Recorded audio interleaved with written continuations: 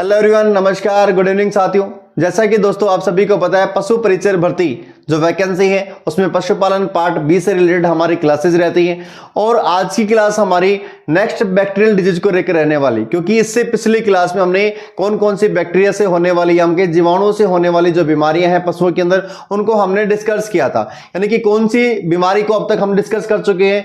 Anthrax को हमने discuss कर लिया है। इसके अलावा बीक्यू जो ब्लैक वाटर है, लगड़ा बुखार है, उसको भी हमने डिस्कस कर लिया। और भेड़ बकरियों में होने वाली जो एंटोटॉक्सिमिया या हम कहीं फड़किया जो बीमारी है, उसको भी हमने डिटेल से डिस्कस कर लिया है। तो आज के टॉपिक में, आज का जो हमारा टॉपिक है नेक्स्ट बैक्टीरियल डिजीज से रिलेटेड रहने वाले, क्योंकि आज की क्लास में नेक्स्ट बैक्टीरिया से होने वाली बीमारी का आज हम अध्ययन करने वाले। तो कौन सी बीमारी आज की क्लास में रहने वाली हमारी?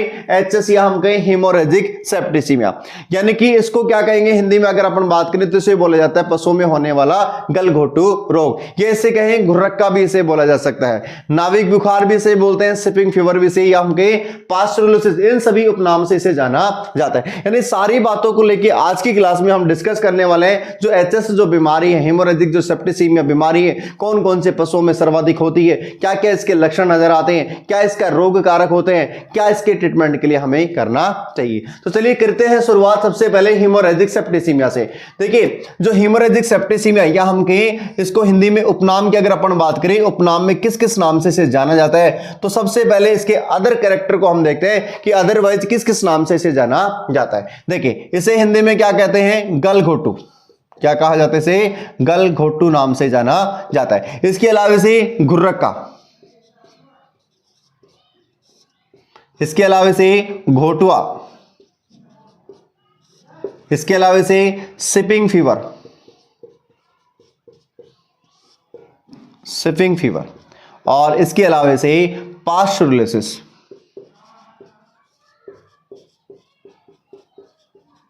देखिए दोस्तों, इन सभी नामों से इसे जाना जाता है। यानी कि इस बीमारी को उपनाम में गलघोटू, घुर्रक्का, घोटुआ, शिपिंग फीवर या पास्टुरलोसिस, इन सभी उपनाम से इसे जाना जाता है। देखिए गलघोटू किस लिए कह रहे हैं? क्योंकि इसके जो लक्षण है, जो सिम्टम्स है, वो गले की, पशु का जो गला होता है वहां पर इसके लक्षण दिखाई देने वाले हैं। घुर्रक्का किस लिए कह रहे हैं? क्योंकि जब पशु को यह बीमारी हो जाती है तो जब वो श्वसन की क्रियाएं लेता है तो उसमें घर घर की सी आवाज आती है।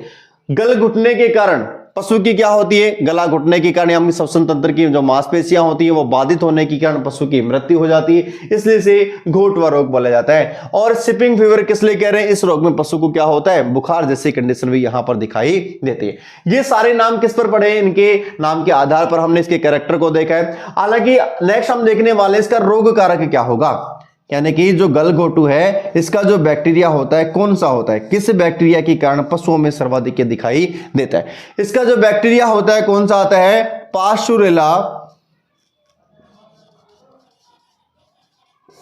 मल्टोसिडा।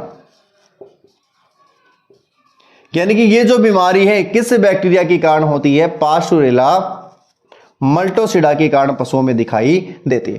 देखिए अगर बात करें जो गलघोटू बीमारी है या हम कहें एचएस जो बीमारी है, किन पशुओं में ज्यादातर अगर अपन बात करें सर्वाधिक किन पशुओं में दिखाई देती है? सर्वाधिक अगर अपन बात करें तो गाय और भैंस के अंदर, गाय और भैंस के अंदर ये बीमारी सर्वाधिक दिखाई देती है। क्या इसके अलावा और जानवरों में नहीं होती है? बिल्कुल होती है, लेकिन सर्वाधिक मात्रा में गाय भैंस में होती है। इसके अलावा हम कहें ऊंट के अंदर भी दिखाई देती है, भेड़ के अंदर भी ये बीमारी होती है, बकरी के अंदर भी होती है। यानी कि ज्यादातर अगर अपन बात करें तो सर्वाधिक मात्रा में ये जो बीमारी है गाय और भैंसों में देखने को मिलती है। ठीक है, तो ये तो बात होगी इसके उपनाम और इसका रोग कारक क्या होता है। उपनाम को हमने देखा गलघोटू, घुर्रक्का या घोटुआ इसे बोला जाता है। इसके अलावा शिपिंग फीवर या पास्टुरलोसिस जैसे नामों से इसे जाना जाता है। रोग कारक की अगर बात करें तो रोग कारक क्या होता है इसका? पास्चुरेला मल्टोसिडा इसका क्या होता है? रोग कारक होता है। सर्वाधिक किन जानवरों में? गाय और भैंसों में ये जो बीमारी है वो दिखाई देती है। ठीक है, अब देखिए इसके जो लक्षण है उन पर डिस्कस करते हैं कि पशुओं में जब ये बीमारी हो जाती है तो पशुओं में क्या क्या इसके लक्षण दिखाई देते हैं, उन सभी लक्षणों को लेकर हम डिस्कस करते हैं।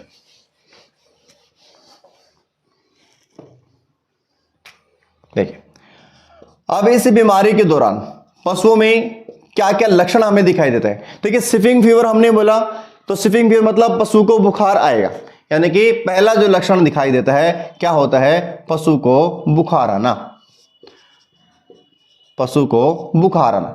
अब देखिए बुखार जब आता है तो पशु का जो शरीर है वो कप कपाने लग जाता है, तो दूसरा हम क्या कहेंगे, शरीर में कप कपाहट, शरीर में कप कपाहट, यानी कि शरीर में कप कपाहट जैसी स्थिति हमें यहां पर दिखाई देती है।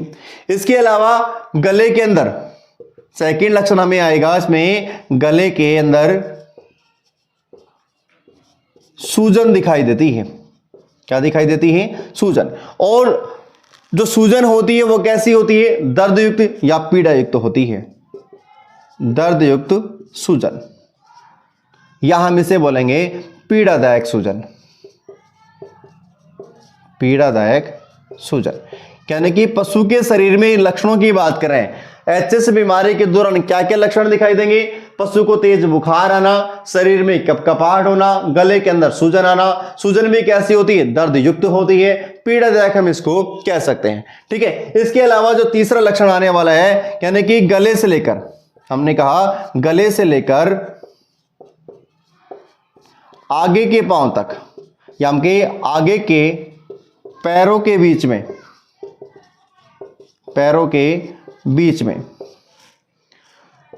कठोर सूजन आ जाती है, कठोर सूजन आ जाती है। अब अगर इस सूजन को हम दबा कर देखते हैं तो इतनी कठोर होती है, दबाने पर बिल्कुल भी नहीं दबती है। कठोर सूजन यहां पर दिखाई देती है, और किस क्षेत्र में, ब्रिस्किट क्षेत्र में, जिसको हम ब्रिस्किट ओडिमा भी कह सकते हैं। यानी कि पशु का जो ये क्षेत्र होता है, दोनों पांवों के जो बीच वाला हिस्सा होता है और गर्दन से लेकर उन पांवों के बीच में क्या आ जाती है, गले के बीच में क्या आती है, कठोर सूजन आ जाती है, जिसको हमने क्या कहा, ब्रिस्किट ओडिमा जैसी कंडीशन यहां पर पशु की दिखाई देती है। ठीक है, इसके अलावा अगर अपन कहें कि पशु को देखिए ज्यादातर कहां सिम्टम्स नजर आ रहे हैं, पशु के गले में आ रहे हैं, और गले के अकॉर्डिंग अपन देखें, जब पशु में सारी सिस्टम, या हम कहें कि गले के अंदर ही सूजन दिखाई दे रही है, दर्दयुक्त सूजन आ रही है, तो पशु को क्या होगा, श्वास लेने में तकलीफ होगी। नेक्स्ट लक्षण क्या होगा, श्वास लेने में तकलीफ होना, यानी कि पशु को क्या हो जाएगा भी, अब श्वास लेने में दिक्कत होगी। और श्वसन की क्रिया, यानी कि श्वसन की क्रिया बाधित होने के कारण ही पशु की इस रोग में क्या होती है, मृत्यु होती है। यानी कि नेक्स्ट लक्षण हमारा क्या हो जाएगा, श्वसन की क्रिया बाधित होने के कारण पशु की क्या हो जाती है, इसमें मृत्यु हो जाती है। या हम कहें श्वसन की क्रिया में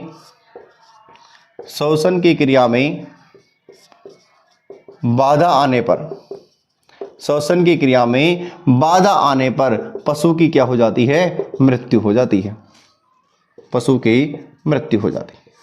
ठीक है, इसके अलावा मुंह से अगर अपन बात करें, इस रोग के अंदर मुंह से लार का गिरना, नाकों से म्यूकस का स्राव, ये सभी लक्षण पशु के शरीर में दिखाई देते हैं। देखिए जहां बात आती है एचएस बीमारी की, एचएस जो बीमारी होती है पर एक्यूट कंडीशन में होती है। देखिए पर एक्यूट कंडीशन क्या होती है, अगर थोड़ा सा डिस्कशन हम पर एक्यूट कंडीशन को लेके करें कि यानी कि इस बीमारी के जो लक्षण है पर एक्यूट कंडीशन में ही दिखाई देते हैं। यानी कि ऐसी बीमारी जिसके जो लक्षण है 24 घंटे के अंदर 24 घंटे के अंदर पशु की क्या हो जाती है, मृत्यु हो जाती है। यानी कि इस बीमारी की जो बीमारियां होती हैं इसमें उपचार करने का समय भी नहीं मिल पाता है और पशु की क्या हो जाती है, इसमें डेथ हो जाती है। ठीक है, तो ये तो बात थी किसकी, लक्षणों की हमने बात की। इसके अलावा नेक्स्ट अगर अपन बात करें कि क्या इसके लिए ट्रीटमेंट होना चाहिए, क्या इसके लिए उपचार होना चाहिए, उस पर भी हम डिस्कस करते हैं। देखिए एचएस बीमारी के दौरान अगर उपचार, देखिए उपचार के दौरान एचएस में क्या दिया जाता है उसकी अपन बात करते हैं। नेक्स्ट आता है उपचार। देखिए उपचार या ट्रीटमेंट की अपन बात करते हैं। ट्रीटमेंट यानी कि ट्रीटमेंट के दौरान पशु को एचएस जैसी बीमारी के अंदर क्या दिया जाएगा, उसकी अगर अपन बात करें तो क्या आता है, सल्फाडिमिडिन। यानी कि जो सल्फाडिमिडिन है इसकी जो डोज दी जाती है 100 से 150 mg पर केजी बॉडी वेट, यानी कि 100 से 150 mg पर केजी बॉडी वेट के अकॉर्डिंग क्या दी जाती है, इसमें दवा दी जाती है, कौन सी, सल्फाडिमिडिन। ठीक है, 100 से 150 mg पर केजी बॉडी वेट। अगर बात करें वैक्सीनेशन की, क्योंकि बात करें वैक्सीनेशन या हम कहें टीकाकरण, अब देखिए टीकाकरण के दौरान यहां पर कौन सी वैक्सीन काम में ले जाती है, कब काम ले जाती है। अगर टीकाकरण देखें, पशुओं में एचएस बीमारी का जो टीका लगाया जाता है कब होता है, मई और जून में। कब लगाया जाता है, मई और जून में, या हम इसे कह सकते हैं मानसून से पहले, मानसून से पहले, यानी कि पशुओं में इस बीमारी के जो टीके लगते हैं कब लगते हैं, मानसून से पहले लगते हैं। कौन सा टीका यहां पर काम लिया जाता है, टीके का नाम क्या है, ओविल एडजुवेंट। कौन सा है, ओविल एडजुवेंट वैक्सीन। कौन सी है, ओविल एडजुवेंट वैक्सीन यहां पर काम ले जाती है। कितने ml यहां पर, 5 ml, कितने ml, 5 ml, और किस रूट से लगाई जाती है, सबकट रूट से पशुओं में ये लगाई जाती है। यानी कि जो सल्फाडिमिडिन जो डोज है ये कब दी जाती है, इसके उपचार के दौरान जब पशु को बीमारी हो गई है। इसके बचाव के लिए अगर अपन बात करें, जो वैक्सीनेशन की अपन बात करें, तो टीकाकरण होता है कब लगाया जाता है, मानसून से पहले, और मानसून से पहले हमने कहा मई जून में इसका टीकाकरण किया जाता है। क्या हम कहें, बरसात के मौसम से पहले इसमें टीकाकरण किया जाता है। टीके का नाम अगर अपन देखें, यानी कि जो टीके का नाम है वो क्या है, ओविल एडजुवेंट वैक्सीन। ये कितने ml लगाई जाती है, 5 ml। किस रूट से लगाई जाती है, सबकट रूट से, यानी कि चमड़ी के अंदर ये टीका लगाया जाता है। एक जो एफएमडी रोग का जो टीका लगता है वो कब लगता है, वो साल में 2 बार लगता है, सितंबर और मार्च में लगाया जाता है, जबकि इसे मानसून से पहले लगाया जाता है। किस रूट से, चमड़ी के अंदर, यानी सबकट रूट से लगाया जाता है। ठीक है, अगर मान लीजिए कोई पशु एचएस रोग से ग्रसित हो चुका है और उसका हमें पोस्टमार्टम में अगर चेंजेस देखते हैं तो देखिए क्या क्या चेंजेस उसमें देखने को मिलते हैं, वो रिपोर्ट देखते हैं। नेक्स्ट आता है पोस्टमार्टम के दौरान पशुओं में क्या क्या चेंजेस दिखाई देते हैं, उस चेंजेस की बात करते हैं।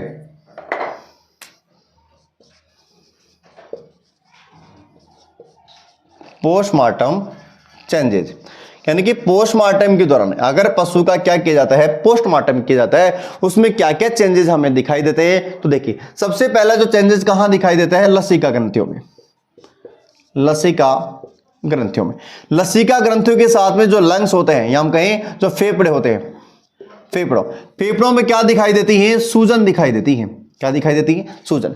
इसके अलावा जो वक्षीय कैविटी होती है या हम कहें वक्षीय गुहा, जो वक्षीय कैविटी होती है हम कहें वक्षीय गुहा में क्या भर जाता है, वक्षीय गुहा में द्रव्य का भर जाना, यानी कि वक्षीय जो कैविटी होती है, क्योंकि पशु के शरीर की जो कैविटीज होती हैं, जो हम गुहा की अपन बात कर रहे हैं, वो 3 भागों में बटी होती है।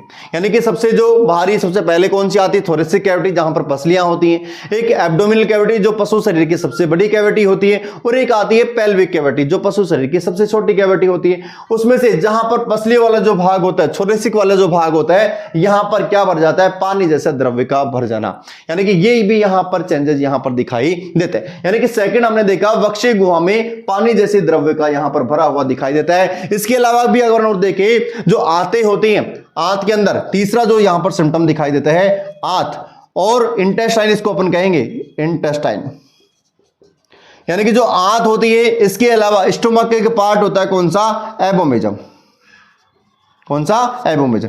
इन भागों में क्या दिखाई देती है, सूजन दिखाई देती है।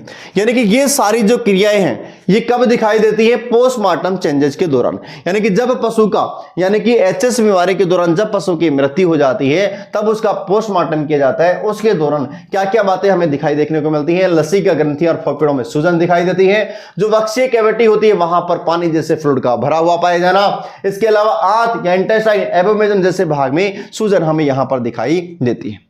तो दोस्तों ये था आज की क्लास का हमारा डिस्कशन। हमने आज एक नई बैक्टीरियल डिजीज को लेकर आज डिस्कस किया है। जो एचएस बीमारी होती है किन पशुओं में सर्वाधिक दिखाई देती है, क्या इसके रोग कारक होते हैं, क्या इसके सिम्टम्स दिखाई देते हैं, पोस्टमार्टम के दौरान क्या क्या चेंजेस वहां पर दिखाई देते हैं, और क्या इसके ट्रीटमेंट में देना चाहिए, और क्या इसके लिए वैक्सीन को यूज लिया जाता है।